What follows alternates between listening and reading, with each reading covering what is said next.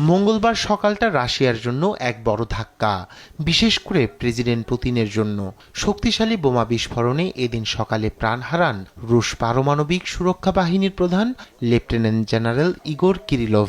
এমন খবরে শোক নেমে এসেছে পুতিন প্রশাসনে।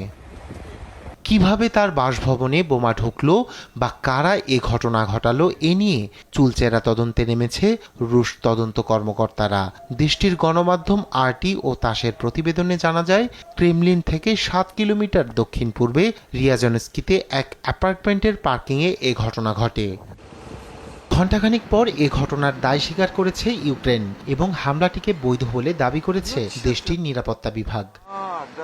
এদিকে হামলার ঘটনাটিকে পশ্চিমা ষড়যন্ত্র এবং জঙ্গি হামলা বলে আখ্যা দিয়েছে রাশিয়া।